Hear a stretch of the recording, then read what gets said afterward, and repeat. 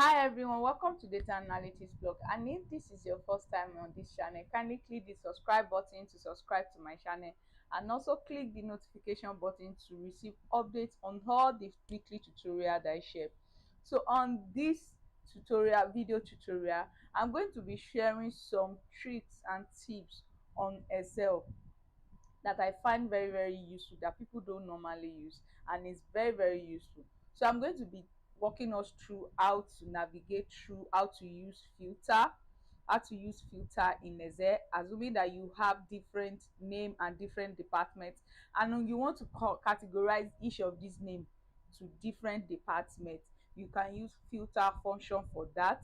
You want to create multiple email, you want to create line chart, you want to do a very beautiful line chart like this. So now we are going to be starting with filter first. That's the first thing that we are going to be starting with.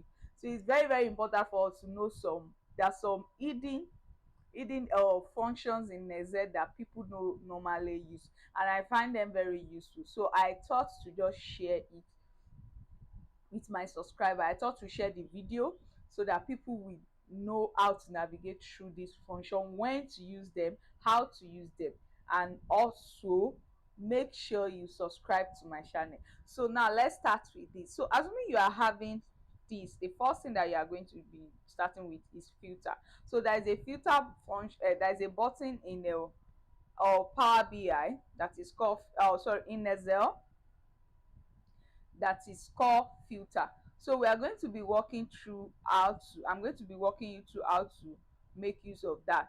So assuming you are having this particular uh name and department, you have name of each person and their department in a particular company, and you want to categorize them into different departments. You want to put the name into different departments. You don't want to use VLOOKUP, you can actually use filter function for that. So let me delete this. Then let's start with this. So I think we have like 5 projects, 5 departments. Let's do that. Let me just put this here, put it there, then remove duplicate. I'm going to be removing duplicates to know how many departments we have. So we have 5 departments. So I'm going to be copying this now, and I'll paste by special, so that I'm going to be using paste transpose. So I've pasted by special now. Okay, HR was actually done twice, so let me delete that. So now I have HR department, and I have what's it called, IT, I have finance, then I have sales department. So I can just put it like this. Then I want to put the name, instead of me to be looking for HR, what are the people in HR, instead of me to be copying and paste, look for people under IT, then copy and paste, you can actually use filter function for it. So I'm going to be using filter function like this. So it equals to filter. Okay, so I'm going to be using filter function for that, equals to filter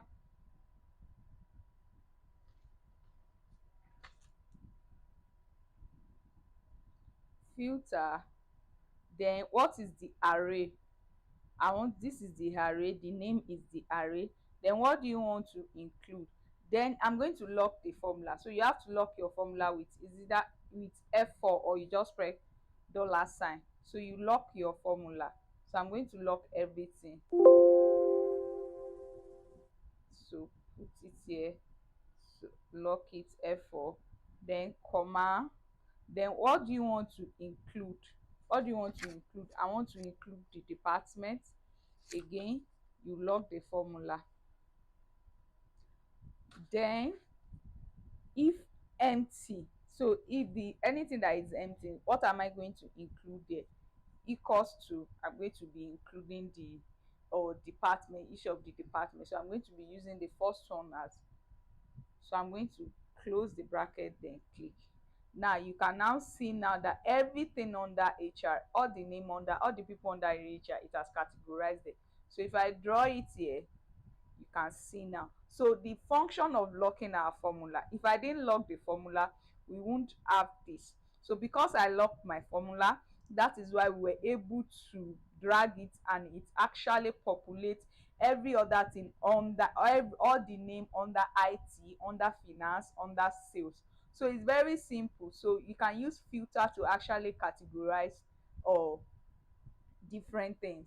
You can use this to sort, or let's say to group. You can use this to group in Excel. So that's just the function of filter. You see how filter work. So now the next thing is to how to create multiple email. So assuming that you are an HR in a company and you want to create multiple email. So let's say for example the email of that company is, let's say, pentel or pent.com. Let's say pent.com, and you want to create email for each of this, for each department, or the HR department and that. So now what you are going to do now, instead of you to be writing jr dot that, so what I'm going to do is I'll just put jr. I'll include the first column, the first cell, that's the first row. Jardine dot hr at pen.com.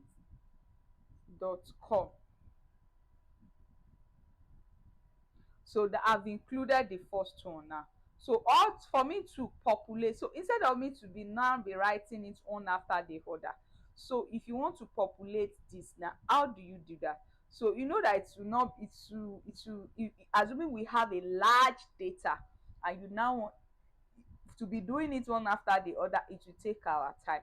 So if you want to now populate it, if you want to fill everything up, how do you do it? All you need to do now, after you have done the first row, the first row, which is the first cell, all you need is move down to the second row by clicking your enter, and then click Control E. That's what you just click Control E in your keyboard, and you will see that it has populated everything. So you don't need to be writing any other thing again. You don't need to be writing it manually. So once you fill up the first row, just put your cursor at the or in the second row, and then click Control E. Once you click Control E, it will fill up everything, to fill it. So now the next one is how to draw a bar chart. So if you have this particular, so I have this particular name, sales agent, and their sales, and I want to draw a bar chart for them. How do I achieve that? Maybe I just want to, there is a way that you can draw a bar chart. How do I achieve that? So now I've clicked, I've deleted that. So now I'm going to start afresh. So all I need to do now is, now for this bar chart, there is a formula called rept in Excel. So that's what I'm going to be using to include that bar chart. So now I'm just going to be using equals to rept. You see now, repeat text a given number of a time. Use rep to fill a cell with a number of instancing and a text string. So you will see the function clearly while practicalizing it. Rep, once you click that, all you need to do now is then introduce your double quotes, then introduce a stroke, and then your double quote again,